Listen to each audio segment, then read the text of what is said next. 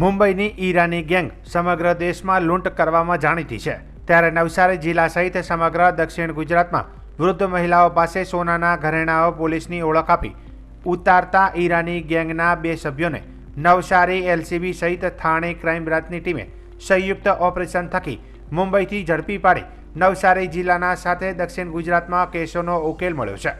ગુજરાત રાજ્યના નવસારી, વલસાડ, સુરત, વડોદરા, ભરૂચ, ગોધરા સહિતના શહેરોમાં નકલી પોલીસની ઓળખ આપી ઘરેણાં ઉતારતા હતા.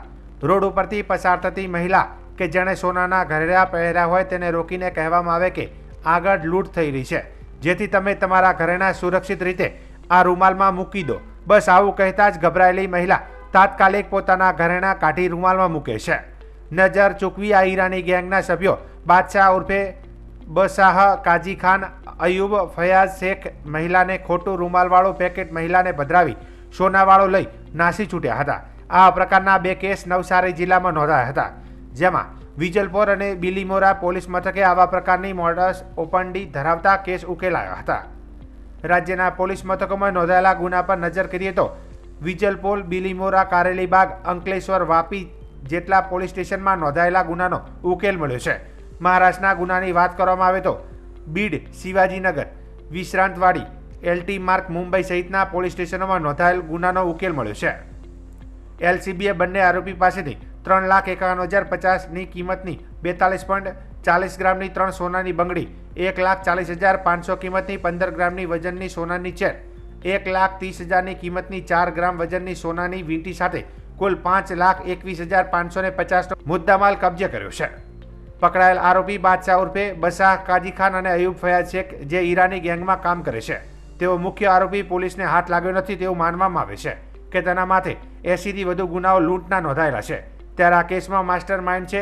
રિમાન્ડ દરમિયાન પોલીસ માહિતી મેળવે તેની સુધી પહોંચે શકે તેવી સંભાવનાઓ વ્યક્ત કરાઈ રહી છે. નવસારી લોકલ ક્રાઇમ બ્રાન્ચ દ્વારા એક મોટી સફળતા મળી છે.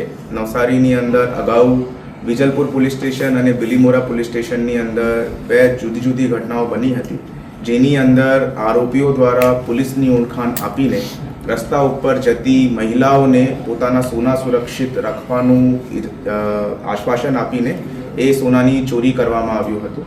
તે બંને ઓફેન્સીસની ઇન્વેસ્ટિગેશન ક્રાઇમ બ્રાન્ચ દ્વારા કરવામાં આવી હતી અને નવસારી ક્રાઇમ બ્રાન્ચ દ્વારા આ બંને ઓફેન્સીસના 2 આરોપીઓ બાદશાહ ખાન અને અયુબ ભુરા શેખ એ બંનેની એમ્બે વેલી, પૂનાથી ધરપકડ કરવામાં આવી છે.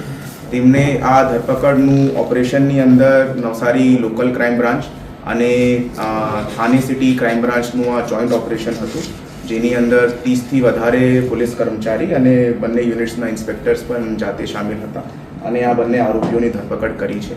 આ બંને આરોપીઓની ધરપકડ કર્યા પછી 9 જેટલા ઓફેન્સીસ જો છે તે ડિટેક્ટ થાય છે, જો કે Vijalpur police station, Bilimora police station, Vadodara city police station, Bharuch district, Vapi, Beed, Maharashtra, Pune અને મુંબઈ આ 9 જેટલા એફઆઈઆર જો છે તે એફઆઈઆરનું ડિટેક્શન આ બંને આરોપીઓની ધરપકડથી થાય છે.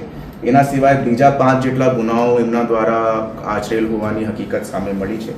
આ બંને આરોપીઓ ખિલાફ ઓલરેડી 5 અને 7 જેટલા એફઆઈઆર મહારાષ્ટ્ર સ્ટેટની અંદર જુદા જુદા ગુના નંબરથી રજિસ્ટર્ડ છે અને નવસારી પોલીસ દ્વારા નવસારીના બંને ગુનાઓ અને વલસાડ ડિસ્ટ્રિક્ટના એક ગુનાનો તમામ મુદ્દામાલ અંદાજિત બધું ભેગા મળીને 5,21,000 રૂપિયાનો મુદ્દામાલ બરામદ કરવામાં આવ્યું છે. આમાં મુખ્ય આરોપી કોણ છે, કેવી રીતે આ લોકો કામ કરતા?